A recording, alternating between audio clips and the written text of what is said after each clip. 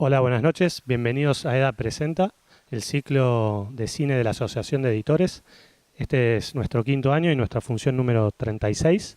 Vamos a estar presentando la película Chaco y luego de la película contamos con la presencia de uno de sus directores, Ignacio Ragone, y la editora Marcela Truglio, que nos van a estar contando sobre el proceso de la película.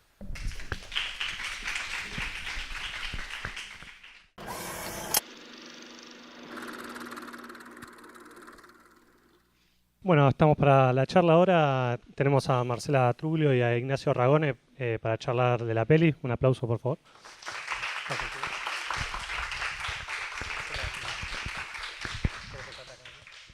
Un gusto tenerlos acá en el ciclo. Eh, bueno, una película compleja y escalofriante también. Bueno, por muchos motivos, ¿no? Y que plantea como escalofriante porque plantea como una cierta paradoja de un grupo de pueblos originarios reclamando derechos a un Estado, el mismo Estado que los ha violentado, los ha asesinado, los ha ignorado. Entonces es fuerte y encima que uno desconoce como hechos históricos en plenos momentos de democracia también incluso, o sea, lo cual lo hace más oscuro todo. Ignacio, contame cómo llegas a esta historia, digamos, cómo llegaste a estos relatos, a este universo y cómo es que fueron eligiendo a estos personajes para ir metiéndose en esta historia. Perfecto. Bueno, esta película la inicia Ulises de la Orden, nos convoca a mí y a Juan, nos dice que hay una película, él había hecho Tierra Adentro, que es una película sobre la conquista del desierto, del mal llamado desierto del sur, de la Patagonia, y nos dice que había otra película para hacer que era sobre el desierto verde, que es la región del Gran Chaco, que él no iba a poder viajar y que había un guión escrito. Nos trajo ese guión, a nosotros el guión no nos gustó, y empezamos de nuevo. Hicimos un primer viaje a partir de charlas que tuvimos con antropólogos y antropólogas acá en Buenos Aires. Nos dijeron: ustedes tienen que ir al territorio y tienen que conocer a determinada gente. Así que ese primer viaje fue un viaje central a la hora de hacer la película, porque conocimos a la gente en sus casas, y a partir de ese viaje se escribió un nuevo guión y bueno, y arrancó el proceso. Entonces podemos decir que es un híbrido entre una idea preexistente, grupo de antropólogos que viven acá en Buenos Aires, que son realmente muy buenos y que nos dieron como las claves de las personas, y un viaje iniciático allá. Después viajamos muchas veces más, pero ese primer viaje entendimos quiénes iban a ser los personajes de la película. Tenían más opciones de personajes, y cómo fueron llegando, decantando a estas 5 líneas. Está bueno que digas persona y personaje, porque uno también nunca termina de entender cómo llamarles. Son personas, pero en el contexto de una película se vuelven personajes. Eh, sí, a ver, nosotros nos insertamos en un tema que no teníamos ni idea. La única idea que teníamos era, había habido una acampe en Avenida de Mayo, en la acampe que aparece en la película, y nosotros cursábamos en la ENERC, entonces estábamos cerca de la Avenida de Mayo y pasábamos por ahí, y un par de veces con Juan nos hemos quedado a ver qué pasaba, pero ese era todo el contacto, era un contacto de un porteño con un grupo que está reclamando algo. Ese era nuestro contacto inicial. Cuando viajamos allá encontramos algo absolutamente inesperado. Creo que igual de sorprendente es para un espectador que no sabe del tema lo que siente un espectador que lo que nos sentimos nosotros. Gente que no hablaba castellano, gente que no tenía agua potable, gente que tenía muchísimo miedo a la policía, una sensación que yo nunca había vivido viviendo acá en Capital, en estos barrios. Bueno, entonces un contexto sociocultural muy sorprendente para a nosotros como realizadores, digamos. Y sí, y en ese viaje las entrevistas que les hicimos fueron marcando quiénes eran y quiénes no, digamos, con quiénes queríamos trabajar y sobre todo quiénes querían trabajar con nosotros también, que hubo algo ahí bastante recíproco, por suerte. Claro, pero romper una primera barrera que ustedes siendo fuera de las comunidades, o sea, primero lograr ganarse un poco la confianza, digamos, ¿no? Y contame, Marcela, ¿y vos cuándo arrancaste en el proceso, todo este proceso? ¿Ya se había iniciado el rodaje? ¿Existe un guión previo? Yo no me acuerdo bien. Sí, a mí me llegó, no, guión, no me acuerdo si hubo porque no leí. Pero me llegó ya ¿Por qué no lo leí? No, porque en general, pues ahí había, pero digo, en general no soy muy de leer los guiones en un documental, es como que, bueno, está mala mía, pero... Desarrolle, nos interesa. No, en general es anata, digamos, si se hace un guión previo sin la entrevista desgrabada, si estuvieran las entrevistas desgrabadas, ya es como cierta escaleta, bueno, pero si no es, digo, no, me parece que no, ¿no? O sea, o sea, no existió un guión de montaje. O sea, no existió un guión de montaje, está claro que no. Bueno, yo lo que recuerdo es que me llegó todo el material subtitulado, ya me llegó sincronizado por el asistente, Juan Chimenchaca, ordenado, había muchas cosas que estaban grabadas a 2 cámaras, sincronizado, subtitulado, los diferentes idiomas, etcétera, salvo 2, 3 escenitas que habían quedado fuera. Y ya había 1 o 2 viajes, porque me acuerdo las carpetitas estaban... Sí, había 3 viajes, faltaba uno. Faltaba un grupo de escenas más, que vos siempre insistías que lo hiciéramos rápido. Que me faltaban a mí, Faltaba digamos. Félix. Claro, bueno. Sí, faltó material que se grabó después, digamos, fue a la espera, también hubo un proceso ahí de una pausa en la edición. Pero yo entré ya con todo, casi todo listo, salvo esa línea, que era la línea que interrumpió la película, digamos, estuvo parada a la espera de que Félix respondiera y apareciera, pues estaba siempre de viaje. Y bueno. Y te llega todo ese material y bueno, y entonces había mucho, para empezar, había mucho, cómo organizarlo, cómo pensarlo. Ya estaba organizado así por jornada y como que ya las jornadas te daban el personaje, porque era primero viajaban y era con tal persona, después casi eso estaba casi perfecto, salvo algunas cosas que estaban... Habla bien de nosotros, sí, me parece. Obvio. No, sí. Y no, después fue un primer proceso de visionar el material sola y después todo lo que fue recorte de contenido lo hicimos con los chicos juntos.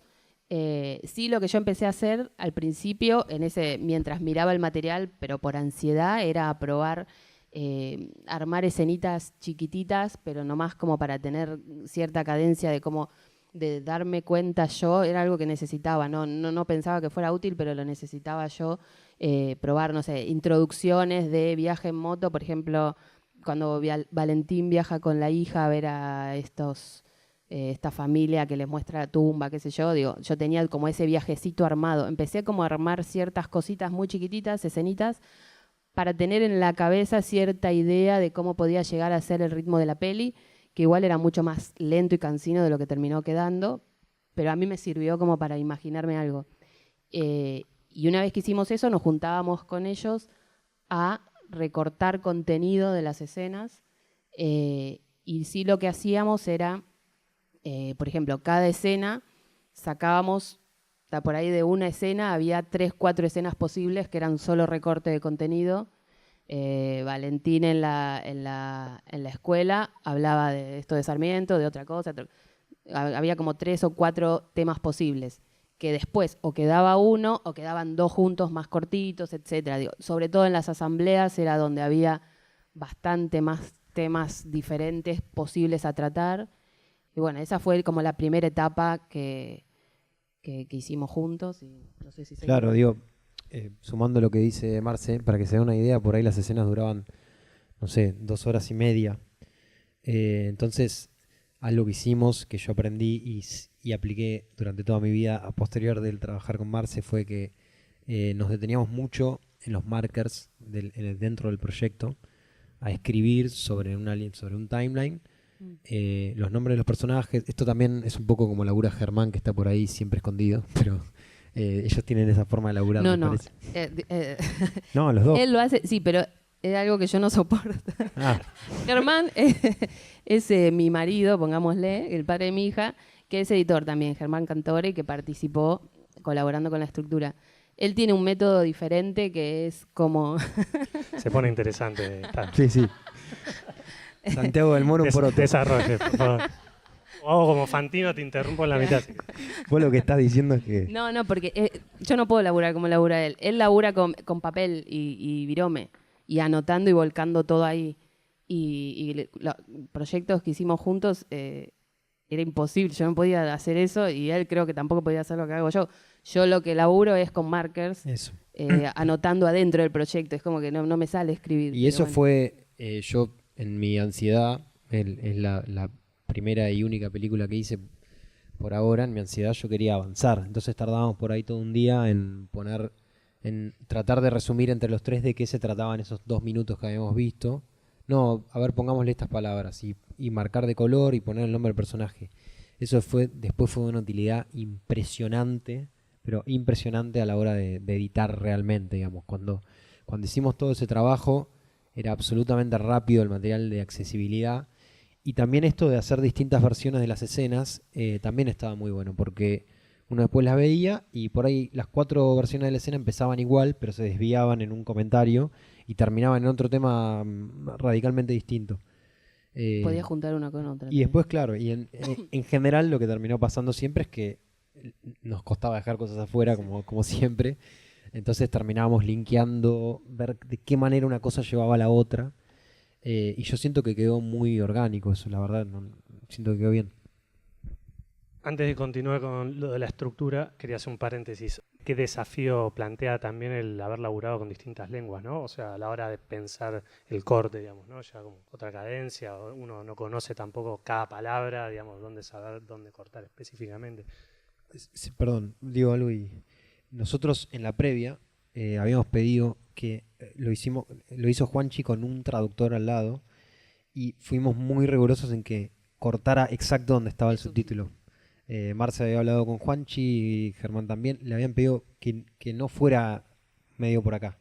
Y cuando terminamos, también la pasamos a ver si no estaban terminando las palabras en cualquier lado. Perdón, no sé si es el momento, pero ustedes, porque no me acuerdo bien, ustedes le mostraban a Juan Chico cosas, ¿no? A medida que iba haciendo el proceso, era como el asesor, ponele. No, a Juan Chico no. Cuando teníamos un primer armado visible, se lo mandamos a Valeria Mappelman, que es una antropóloga que dirigió Octubre Pilagá, una película que les recomiendo muchísimo, que confiamos mucho en su opinión, no del plano cinematográfico, sino del contenido, y nos dio una pantallazo de que estaba todo bien. Después Juan Chico no sé si la vio antes, no recuerdo. Bueno, lo de los idiomas, eso sí, ya estaba el subtítulo, entonces era como... Lo que sí no podíamos hacer era armar frases.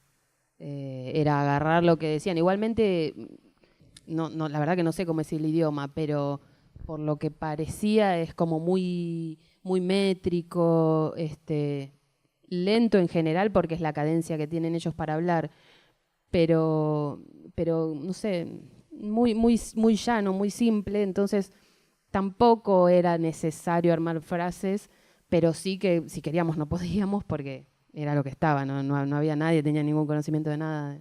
Y en relación a la estructura, digo, es una película que se la ve muy orgánica, como vos decías, muy fluida, digamos, y te va llevando, pero al mismo tiempo cuando uno la piensa es bastante compleja, digamos, ¿no? Porque estamos hablando de 5 líneas de relato y si se quiere se podría sumar una sexta, que es la voz en off, que no funciona solamente como un articulador o como una reflexión, también cuenta hechos históricos, como van contando los distintos personajes que se van cruzando, y encima no es cronológica tampoco, porque narra hechos, va saltando en el tiempo. Así que, ¿cómo fue organizar todas esas líneas y cuál fue el criterio para ir organizando eso? Lo que hacíamos, como se hace casi siempre en las películas corales, fue una vez que teníamos las escenas recortadas por contenido, empezamos a armar línea por línea. En esa estructura de cada línea, por ejemplo, de la escena de la escuela elegíamos una o 2 juntitas. De la escena de tanto elegíamos una o 2 cortinas. Claro, del mismo personaje íbamos eligiendo una escena por lugar, digamos. Cuando tuvimos, ahora vuelvo a esto, pero cuando tuvimos las líneas de los personajes por separado, ahí es que empezamos a probar estructuras mezclando. Una cosa que fue, por ejemplo, que yo me acuerdo es que en la escena de Hilario, que es de los cazadores, es lo que yo decía la otra vez, hay la charla donde están el grupo de cazadores, nosotros le decíamos cazadores, sentados hablando, claro, que muestra la herida, qué sé yo, en la línea, cuando habíamos armado esa línea, que es la de Israel, sola, esa escena, ellos hablaban de todos los temas. Entonces, en esa línea volvíamos como 3 o 4, no me acuerdo, volvíamos un montón de veces a esa escena como algo recurrente que rompía la linealidad, digamos. Y quedaba re bien, la verdad que quedaba re bien. Cuando probamos mezclar todas las líneas, no se entendía nada porque como que todas avanzaban y volvías de vuelta a ese lugar. Digo, eso fue una de los cambios más radicales, que cuando mezclamos todas las líneas, por ejemplo, esa quedó una sola vez. Es más, había quedado al final y del final también tampoco quedó. Y después era, sí, le dimos vueltas a las líneas solas de los personajes antes de mezclar todas. Y ahí la estructura era más que nada esto de ir hacia lo más fuerte al final. Siempre para todos la escena de, ¿cómo se llama? Mario. De Mario era como la más fuerte, entonces decíamos, bueno, llegamos ahí. Después Juan y Laureano que se juntaban. Esa era la duda, si se juntaban al principio, después se separaban. Eso probamos bastante. Sí. O si se juntaban al final. Entonces él viajaba antes y se juntaba al final con Laureano. Sí, hubo algo que no estaba en el guión y que ahí creo que Marce fue, entre Juani y Marce, hicieron un aporte muy, muy, muy importante. Juani es el otro director de la película, que está en Berlín ahora, que hicieron un aporte muy importante. El guión volviendo al guión, tenía una voz en off, tenía como una voz en off irónica, no sé cómo llamarla, la habíamos escrito nosotros, pero ahora la pienso en perspectiva y no estaba buena. Y Marce siempre se resistía, era una voz, como para que entiendan, medio de la Isla de las Flores, que decía, bueno, esto es una canilla en Perín, así sale el agua en Perín, así se toma agua, medio como que hacía chistes, mostraba a la vez la realidad de los lugares. Y un día, Marce siempre se resistía con esto. Claramente con otro punto de vista, digamos, en la película, digamos, por fuera de las Aparecíamos comunidades, mucho más, por fuera de exactamente, ese era el quiebre, aparecía mucho más la mirada autoral porteña, como poner en juego esta sorpresa que nos había generado. Y Marce siempre se resistía a poner esto, decía, no me gusta, no me cierra, no la ponía, decía, che, Marce, poné la voz en off, no, editemos sin la voz en off, decía. Entonces, no era eso, era por...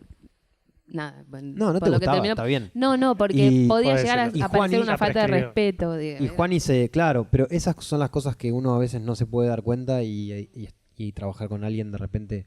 Y Juani se iluminó y dijo, no, claro, la voz en off tiene que estar hablada en com. Entonces ahí reformulamos por completo todas las voces en off y ayudó muchísimo eso, porque las escribimos con toda la película filmada. Entonces decíamos, bueno, la usamos como una herramienta de estructura, como si fuera la costura de la película. Tuvimos la posibilidad de escribirla nosotros. Y eso para mí ayudó mucho a la hora de unir y explicar y que vos entiendas y te sitúes. Y en las presentaciones de los personajes. Exacto. Que era muy difícil armar el relato. Yo me acuerdo de Israel, que no hablaba muy fluido. Yo soy no sé qué. Y entonces claro, la voz en off en 3 líneas ya te resumía el... ¿Cómo se diría? Bueno, digamos, lo que tenía que hacer el personaje ese en la película. Sí, si miramos así como de estructura, las voces en off de las presentaciones dice quiénes son y cuáles son sus motivaciones y cuáles son sus trabas, así como más clásico imposible.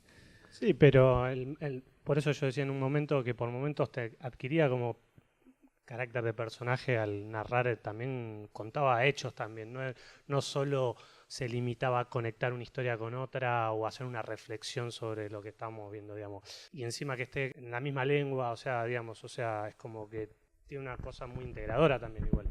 Y muy homogénea, digamos, en ese sentido. No, la iba a ser una anciana, siempre la habíamos pensado como que era una anciana la que contaba la historia. La fuimos a buscar, de hecho, si hay tiempo cuento la anécdota, la fuimos a buscar nos enteramos que había una señora mayor que vivía en Rafael Calzada, que hablaba y que sabía leer, porque lo importante era que supiera leer, porque nosotros la habíamos escrito, entonces no se la iba a acordar de memoria. Entonces fuimos a verla y suspendimos la misión, digamos, no lo quiso hacer, tenía que ir a un estudio de grabación. No recuerdo, incluso, está Pau acá, llegó a venir al estudio, ¿no? Claro, llegó a venir al estudio y no pudimos grabarlo, digamos, no lo pudimos hacer. Entonces ahí lo hicimos con Eli Díaz, que es la hija de Félix, que bueno, tiene 18 años, era mucho más fácil el trato de explicarle que le era lo que había que hacer. Nos juntamos a redactarla juntos, la voz en off, nos ayudó en la traducción, entonces se hizo todo mucho más orgánico, digo. Entonces, en la estructura igual también se pueden reconocer comunidades temáticas, como que lo fueron organizando temáticamente, ya sea monte, digamos, o cuestiones más legales de tierra, digamos, de eso fueron diagramando algo en ese sentido.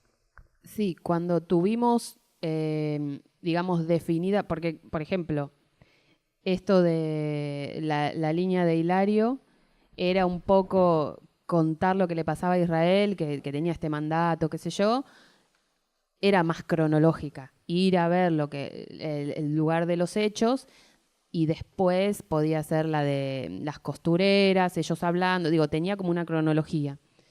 Ahí lo que cambió fue lo de la escena de los cazadores que no estuvo. Y obviamente en esa línea también estaba que a donde queríamos llegar, que era la escena de Mario. El hermano de Mario, que es ese hombre que va a Israel a ver y toma mate, qué sé yo, iba indefectiblemente antes porque habla del otro. Cuando igual sabíamos que iba antes, entonces potenciábamos un poco esto de que lo nombre, mi hermano, tal cosa, mi hermano, como para que te dé un poco el pie a la escena que va a venir. En la escena, en la línea, por ejemplo, de Valentín, él iba a visitar a diferentes comunidades, 2 o 3 cosas tenía, entonces era como que no había tanto linealidad. Claro, ahí se podía, una vez cuando también tuvimos las líneas mezcladas, bueno, si elegimos que en esta que los va a visitar están hablando de la Tierra, pongámoslo cerca de las otras donde están hablando de la Tierra. Digo, fue así como un poco de volver a mezclar las líneas cuando estuvimos las 5, ¿no? Sí, y igual está bueno lo que planteás porque uno a priori diría, bueno, las matanzas fueron desde la primera que contamos desde 1924, bueno, vayamos hacia adelante. Lo que pasa es que nos dimos cuenta que las matanzas, que obviamente que son de una gravedad, digamos, son las mayores matanzas que hay en la historia argentina, junto con la dictadura del 76 y bueno, y lo que se hizo en el siglo XIX. Me parece una locura la cantidad de gente que se asesinó. Sin embargo, la película se trataba del presente. Entonces dijimos, bueno, esto tiene que estar, pero no es el foco porque si nosotros hablamos solo de las matanzas, corríamos el riesgo de dar un mensaje equivocado, que es que murieron todos, que ya está, que hubo un genocidio y no quedó nadie. Entonces queríamos hacer una película desde el presente, que por supuesto hay que mirar lo que pasó, pero que son gente que está viva hoy, ya. Entonces por eso no usamos las matanzas como estructura de la película, sino que divide y arma, pero no es el eje central.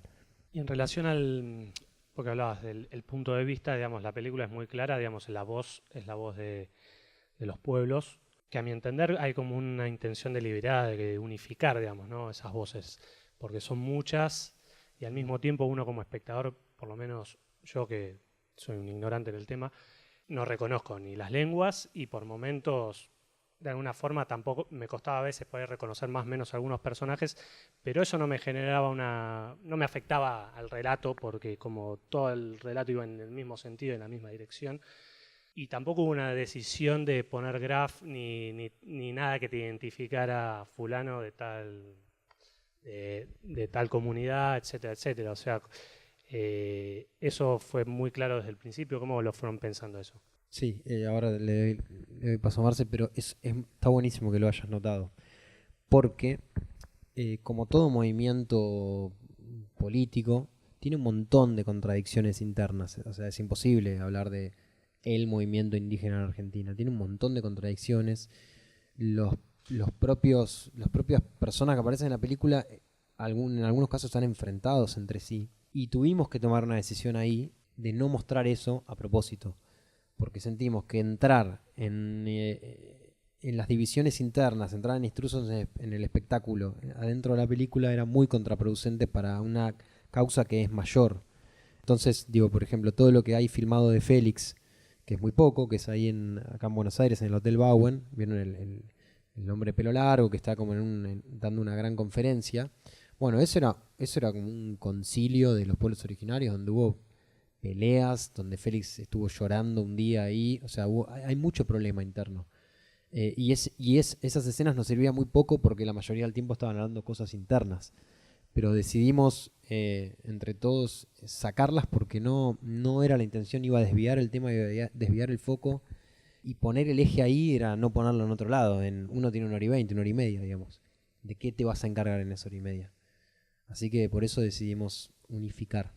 Sí, no, que era un poco también lo que nos pasó con la voz en off, que yo me acuerdo que eran discusiones y discusiones y discusiones para decir cómo diría una persona con esto. No, diría, no, digo, porque siempre haciéndonos cargo de nuestra mirada blanca, por un lado, como que no podés meterte en los conflictos de ellos. Si vas a mostrar, bueno, mostrar las matanzas y lo que están sufriendo hoy por hoy, que es más importante. Y en ese sentido también en la voz en off era esto de hacerse pasar por ellos, digamos. La película es hecha por los blancos, ¿no? Pero estamos vendiendo que te la está contando un originario. Entonces era como sin querer faltar el respeto ni tampoco quedarte afuera. Era como una línea muy delgada que, bueno. Y en ese sentido, digamos, la película incluye en solo, si mal no recuerdo, 2 momentos, que uno es Fantino y otro es Los Chicos, donde se introduce la visión blanca de alguna forma, la mirada externa, digamos. ¿En algún momento se planteó la posibilidad de sumar más voces o generar más cruces, o siempre fue muy claro? Sí, desde el rodaje quisimos hacerlo. Nosotros sabíamos que el antagonista estaba, digamos, ausente. Y en rodaje quisimos insertarlo más, pero un antagonista claro es la policía.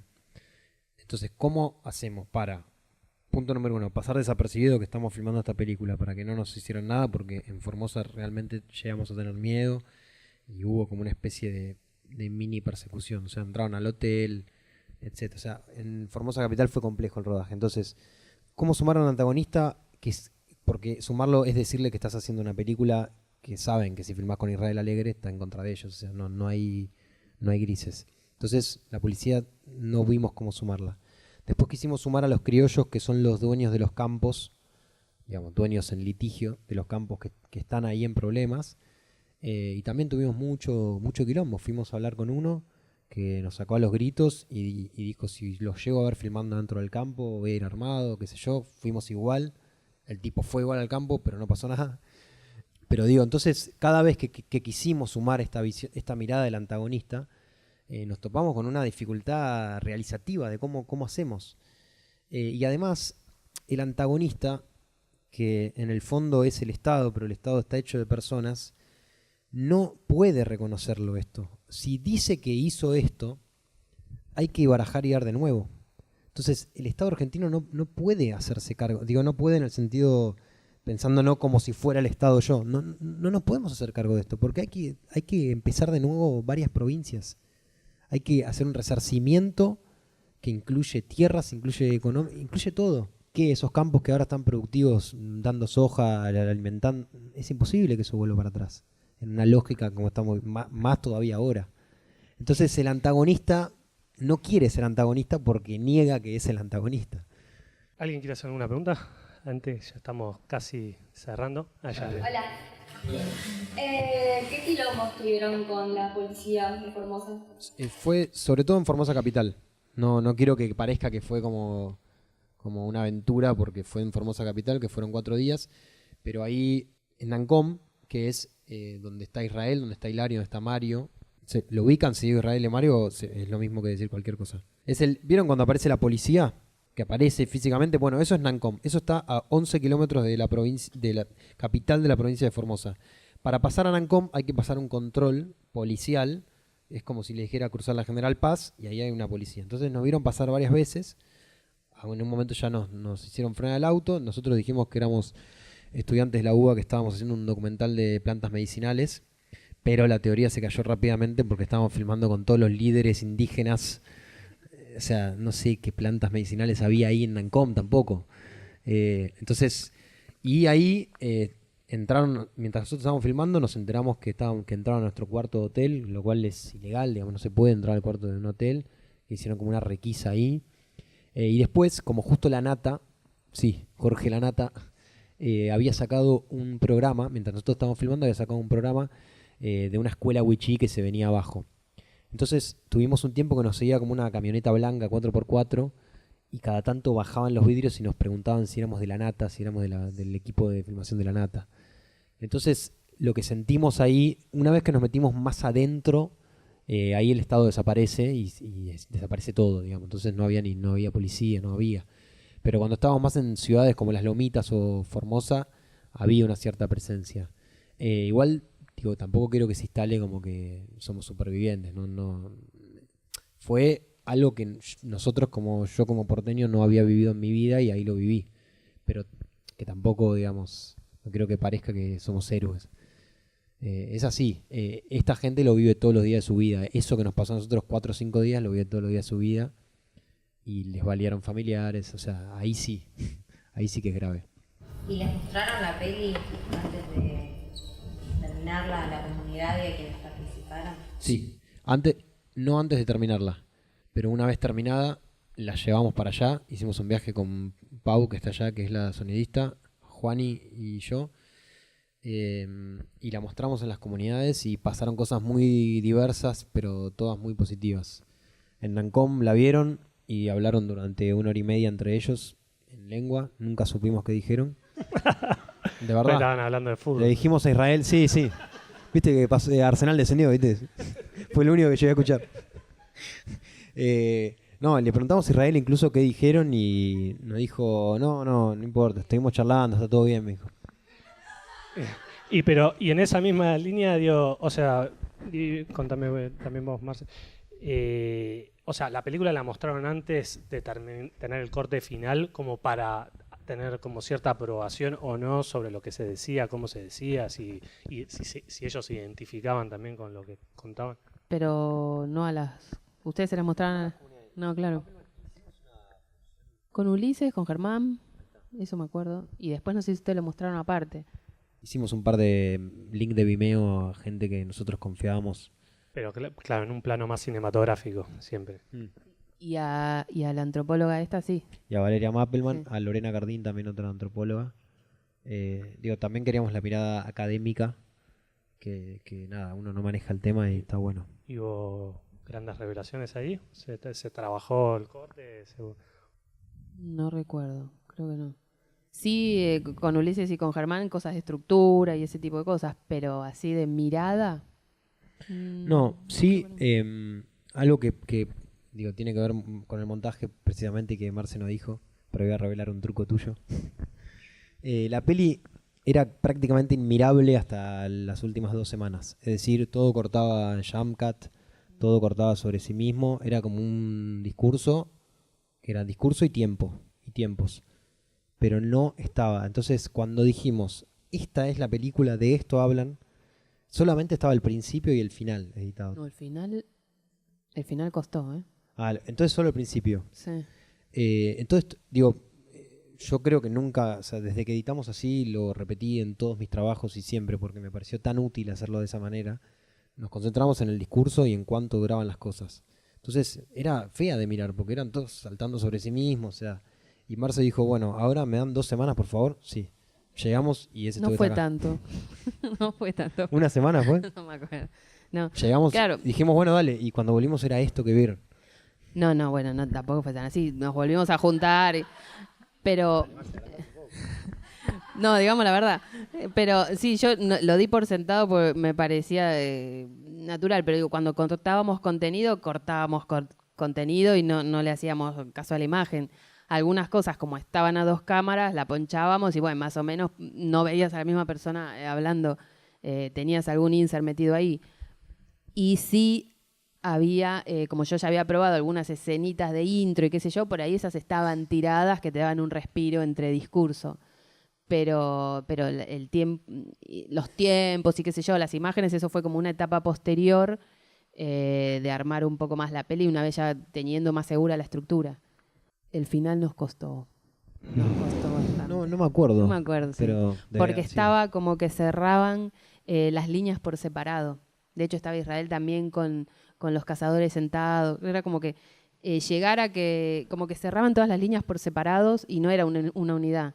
Entonces era como darle vueltas hasta que al final terminó, viste, Israel cazando con Valentín, que esa de Valentín cazando que está en el final, que es el maestro. Yo cuando lo había armado, porque yo había armado escenas más allá de de esto, las escenas que no tenían contenido también las había armado sola. Entonces, esa era una escena que él salía, iba, cazaba un pajarito, se lo llevaba. Era toda una escena larga. Quedaron 2 planos que tira un tiro y ya se lleva el pajarito. Mezclado, como intercalado con el otro que está cazando, que Israel en realidad cazaba con Hilario, no estaba solo. Claro. Y quedó separado solo Hilario, que al final, después de que cierran las historias, no sé, se arma las ramitas y hace la humeada.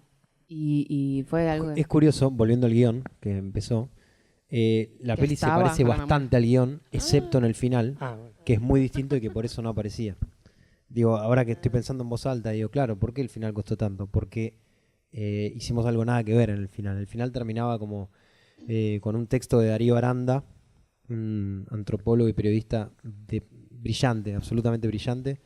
Entonces se llamaba Instrucciones para un genocidio, se llamaba como el capítulo final. Entonces era un libro de Darío Aranda que describe cómo hacer un genocidio, o sea, analiza cómo fue. Entonces íbamos a terminar con algo así como mucho más bajada de línea y de archivo. Y después el material nos ganó y eso voló. Entonces no estaba escrito cómo terminaba. Bueno, ya estamos yendo al final de la charla, se nos fue volando. Igual vamos a ir a tomar cerveza y a comer pizza en la terraza para seguir charlando también, si se quedan. Y seguimos charlando fuera de los focos. Me preocupó que no haya ninguna pregunta.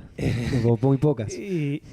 Pero bueno, igual yo cierro con una más y después si alguien más quiere sumar algo, alguna reflexión o lo que quiera. La escena más linda o más difícil de editar o la que más hayas disfrutado o alguna que recuerdes particularmente.